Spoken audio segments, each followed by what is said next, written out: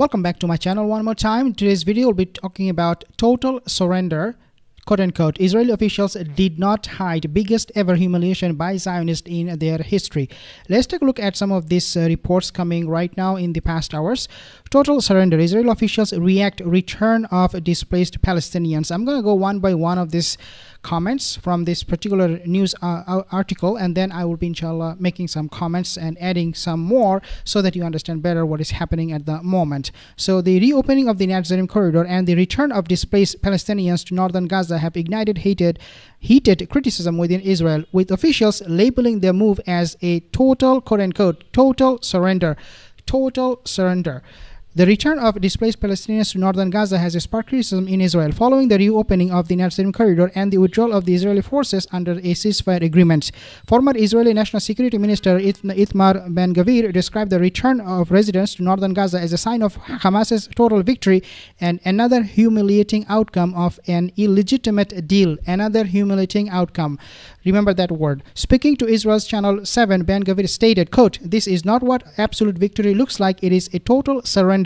Our soldiers did not fight and sacrifice their lives in Gaza to allow these images. We must return to war. We must return to war." Remember that word too. Israeli Army radio echoed similar sentiments, stating that Hamas has achieved its objectives, and this morning, with the return of residents to northern Gaza, it was quite clear.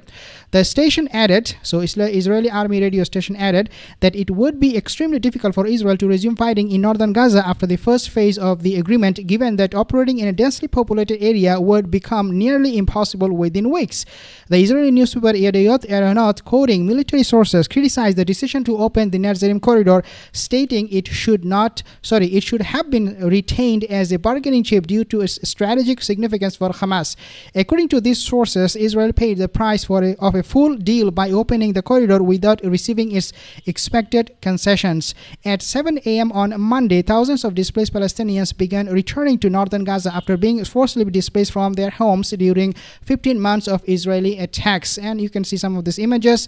Also, they're available online. Meanwhile, Israel's Channel 12 reported that the Israeli army had started withdrawing from the Nazarene corridor, which separates northern Gaza from the south. This corridor was established by the Israeli military during its ground offensive, which began October 27, 2023. Israel's withdrawal marks critical step in ceasefire agreement reached on January 19th. The current ceasefire, which follows more than 15 months of genocidal war, is set to last 42 days in this first phase. It paves the way for subsequent phases of negotiations. Between October 7, 2023 and January 19, 2025, Israeli airstrikes and ground operations killed or injured over 150,000 Palestinians, with the majority being children and women. More than 14,000 remain missing. And I have put the number to 200,000 at least dead in Gaza because of this genocide. Few points I want to make mention of, guys. Ben-Gvir, he said another humiliating outcome. I do not know what he was referring to. Was he referring to the humiliation after the ceasefire agreement they signed, or is this something he referred that happened in the past since they invaded or actually stole the land of the Palestinians? Are they talking about those humiliations also, getting stoned by kids on the street? I don't know what he was talking about, but what he was talking about was this. He said, quote unquote, "We must go to war." Unbelievable. This guy is so bloodthirsty. His thirst is not quenched. He is still thirsty for more blood. I mean, literally, you are seeing a man, a vampire, in action, in real life.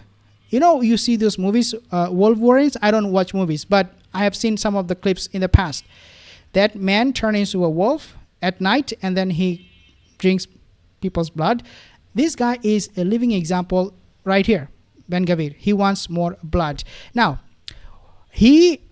Israeli army, not only this guy Ben-Gvir, he was frustrated, but also Israeli army radio, they have mentioned that Hamas, they have achieved its objectives claimed by who? By Israeli army radio. Now, Israeli army radio, their statement is very, very important here, because they're the one who were reporting on this war on a daily basis. They were the one who were broadcasting what was happening on the ground, obviously in favor of the Zionists.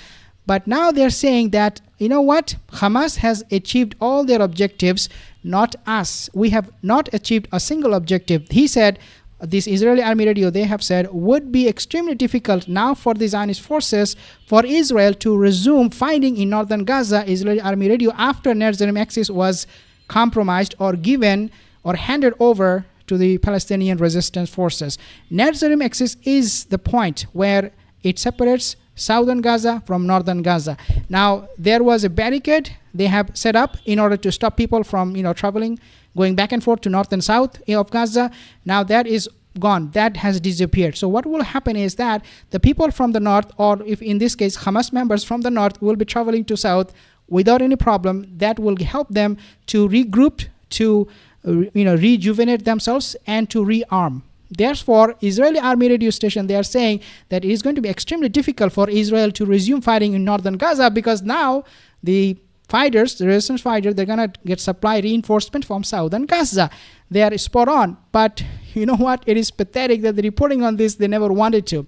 The Israeli newspaper, all of them pitched in. The newspaper, the minister, the in army radio station, all of them pitched in to voice their frustration. So Israeli newspaper Yediot Aharonot criticized the decision to open the Netzarim corridor, stating that it should have been retained as a bargaining chip. Can you imagine what is happening with Zionist state of Israel? It's a complete collapse. They're crumbling right now. And I have mentioned in my other video from a report that said that the Zionist forces, they have seen 60 of Hamas fighters leaving Gaza to Egypt for medical treatment purposes. Right in front of them. Seeing those fighters, getting escorted, and they had nothing to do. They could do nothing. They could really do nothing. Now they're saying that, well, this corridor should not have been compromised, because we could have taken that as a bargaining chip and to start maybe in some kind of a new negotiation and things like that, in order to bog down the movement, the Hamas's resistance movement. Now, I want to make point of a few things. Two things. Number one, they call themselves God's chosen people. How come God's chosen people are being humiliated the way they are today? This is unbelievable. The reason they fought against these people of Palestine from day one, the reason they oppressed these people was because of their biblical references, what was written in Torah, Talmud, about this land, particular land that God promised them. They are chosen people that are coming back. I don't understand how come that same God is now humiliating them. This is unbelievable. Now, the other thing is this. What Ben Gavir is echoing right now, guys, he is saying, or the Israeli Army radio station, or Channel 12, or the Yediot Aharonot newspaper of Israel, what they're saying basically is this, that much bigger problem is coming. They are now fearing an existential threat coming from northern Gaza, southern Gaza by Hamas. They're so terrified because this was the best chance for them to wipe out Hamas. They could not. In fact, it backfired. Now they're compromising. Now they're groveling. They're kneeling down to Hamas. They're telling them, you are the boss. You take control of Gaza. What do you want? Let us go back to our state fixture of Israel. Let us go back home. We are tired. We cannot win. We are losing our lives. Soldiers, everybody is resigning. The economy is collapsing. Everything is being destroyed because we wanted to get rid of just 20,000 of your fighters. But we could not. This was the best time. Joe Biden gave a blank check to the people of Israel, to the Zionist state. He gave a blank check. He sent billions of dollars worth of weapon, money, aid, you name it. Entire Western countries, Germany, France, all of them, they helped this Zionist state. This was the time for them to wipe out Hamas. They could not do it. And now they know Hamas is not going to sit quiet in Gaza. They're going to come after them. This was an defensive battle for Hamas so far. These 15 months, they fought defensively. The defensive war will turn now into an offensive war. This is what they're fearing. This is what this Ben Gavir is fearing. This is what this guy, Shaitanio, is fearing. But they are totally helpless. They can do nothing about this. How to win this war is not something they can even fathom right now. Take a listen. The Israeli regime has lost the war. It has lost in Gaza. After 10 months, it has failed to take this very small piece of land. It has failed in its war with Hezbollah. So this was predicted by all of the people on social media, from Loki, from Marandi, from everyone. All of them, Scott Reeder, Douglas McGregor, all of them knew Israel was going to collapse. Israel was going to lose. And today, you are seeing it. You are not hearing it from Marandi or Scott Reeder or from Loki. You are actually seeing it with your own eyes that this prediction came so true. So next time, anybody says anything about this war, oh, Hamas was defeated another weekend, tell them, I have seen those footage images, explain that to me. Now, this is what is interesting. An activist in the religious Zionist Torah Corps, quote unquote, Torah Corps groups commented on the scenes of the return to northern Gaza. Quote, whoever continues to talk about a victory in the war against Hamas this morning lives in a very deep denial. The current result is a resounding defeat for which we will continue to pay for generations. It is coming from Torah Corps groups. They are the ones saying this, not me, not you. Take a listen. This war, Israel has lost in Gaza and it will lose in Lebanon because Israel has more enemies around the world than ever before. More people are critical of Zionism than ever before. More people understand it to be essentially an anti-life ideology, which is causing mass human suffering. Can you imagine everything he said came true today? Can you imagine? And next thing, what will happen? Next thing, Israel is going to lose West Bank. This is why they are now expediting the process of genocide in West Bank so that they can hurry up to take over this piece of land from the Palestinians and kick all of them out. They are now rushing. Israel has mobilized all its forces to at least protect West Bank, because if West Bank falls into the hand of the Hamas, we are done. We are done. I mean, they are in a super panic mode, not just in a panic mode, but in a super panic mode.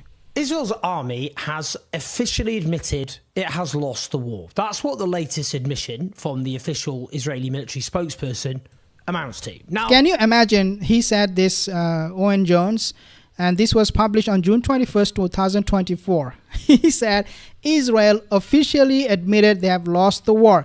Today, we are seeing that to come into fruition. We are not just talking the talk. We have actually seen it. We are seeing it. And this is absolute disaster, a nightmare, and a total collapse for the God's chosen people.